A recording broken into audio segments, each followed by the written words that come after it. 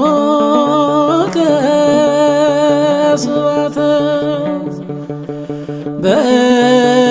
በእንተ ጸላኢ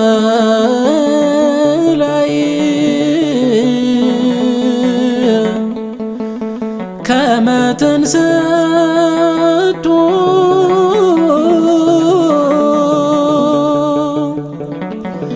ለጸላኢ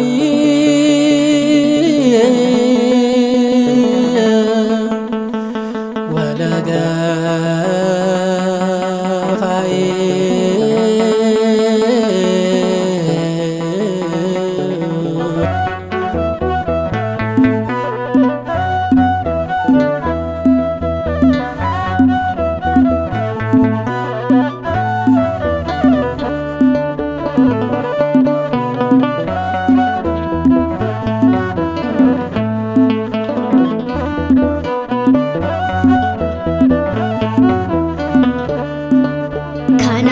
Eebbiste gooftaa koo kanaat leenjiste abbaa koo hin googuu lalisee jiraata barruu keerra taa'ee boqonnaa argata.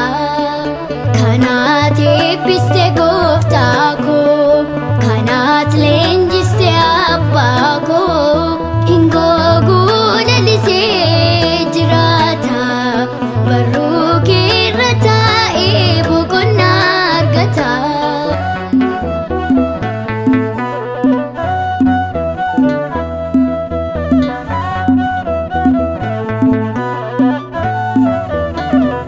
Harki kee jabaadha hundaan ni raawwata aangoon kee guddaadha hunda murteessita tajaajila keetiif kanatti filatte homtuu hin xureessu kanatti fo'atte.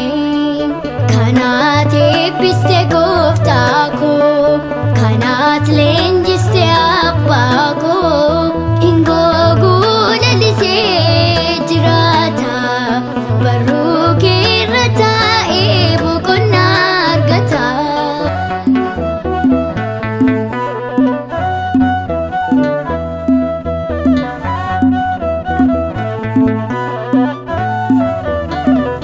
Lapheen amalaalta harree keessa miti mana kee jiraachuuf yeroo waamtu ati Daawit akka waamtee lafa hoolaa tiksuuf tuffatamaa jettee bakkees namaan dhiistu. Kanaat eebbiste gooftaa koo kanaat leenjiste abbaa koo hin googuu lalisee jiraata barruu keerra taa'ee boqonnaa argata.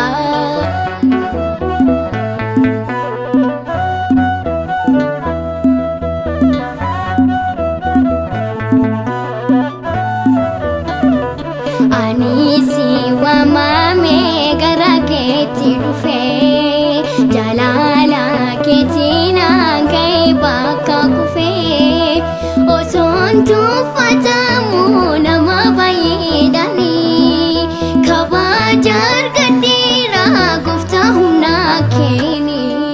Kanaat eebbiste gooftaa koo kanaat leenjiste abbaa koo hin googuu lalisee jiraata barruu